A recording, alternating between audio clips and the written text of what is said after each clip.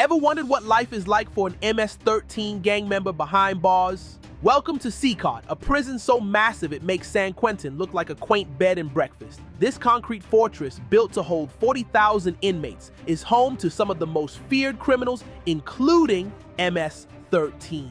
With no phone calls, no books, and no way out, survival here is a brutal test of the mind and body. But how did this prison come to be, and why is it surrounded by controversy? Let's see. Let's start by understanding who MS-13 really is. The gang, known as Mara Salvatrucha, was formed by Salvadoran immigrants who fled to the United States to escape their country's civil war. Some of these members had military training, making them skilled in guerrilla warfare and handling dangerous weapons. Over time, MS-13 became highly organized, running illegal operations and using extreme violence to maintain control. Their tactics go beyond just street crime. They use fear to force payments from businesses, both legal and illegal, operating in their territory. But extortion is just one of many crimes linked to MS-13. The gang has been involved in brutal acts, including rape and witness intimidation, ensuring that victims and potential threats stay silent. Their reach extends far beyond local streets, as they are deeply involved in international crimes. For instance, they smuggle stolen cars from the US to Central America and are major players in illegal weapons trafficking. But their biggest moneymaker is the drug trade, with Houston being one of their key distribution hubs. Their criminal network doesn't stop there. MS-13 has theft crews moving across the country, stealing over-the-counter medications from stores to sell on the black market. Reports also tie them to human smuggling, a crime that has destroyed countless lives. With their influence growing, law enforcement had to take action. In 2004, the FBI launched the MS-13 National Gang Task Force, bringing together local and state agencies to share information and crack down on the gang. Now they are at CCOT, the place where the worst of the worst end up. This massive prison, officially called the Center for Confinement of Terrorism, is designed to hold El Salvador's most dangerous criminals. The inside images have stunned the world, showing a prison like no other. Built to hold up to 40,000 inmates, CCOT is a concrete fortress where prisoners face the harshest conditions imaginable. But for El Salvador's justice minister, that's exactly how it should be.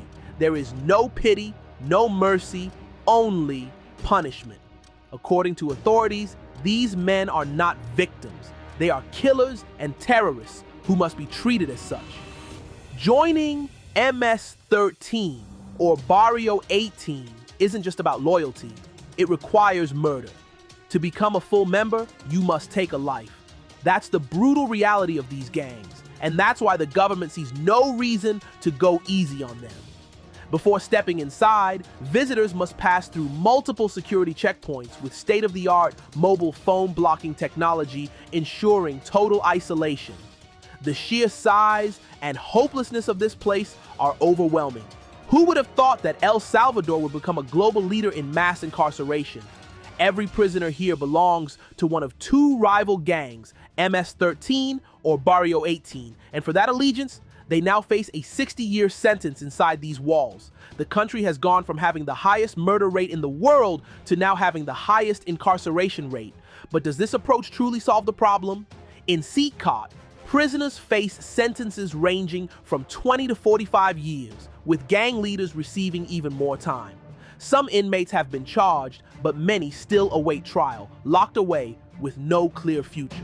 For those convicted, the reality is grim. Some could spend up to 60 years behind these walls. The government sees this as justice, enforcing strict laws to match the severity of the crimes. But serving time here is far from ordinary. Prisoners sleep on cold steel frames with no sheets or mattresses, forced to endure the discomfort night after night. Their meals never change. One simple dish, repeated every single day. Even basic utensils are banned, so they eat with their hands, stripped of any sense of dignity.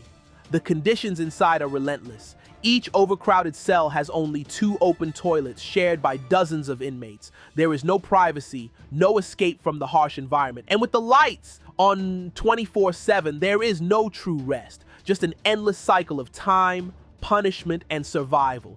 Human rights groups around the world have spoken out, but nothing is expected to change anytime soon. Rehabilitation isn't even a consideration, as the system believes these men cannot be reformed. With no focus on rehabilitation, the prison exists only to punish. The infrastructure is modern, clean, and heavily secured, but inside the cells, the reality is harsh. Inmates are crammed together in overcrowded spaces, stripped of basic human comforts, and forced to endure these conditions for decades. With every day a battle for survival, does this harsh approach actually deter crime, or is it only making things worse?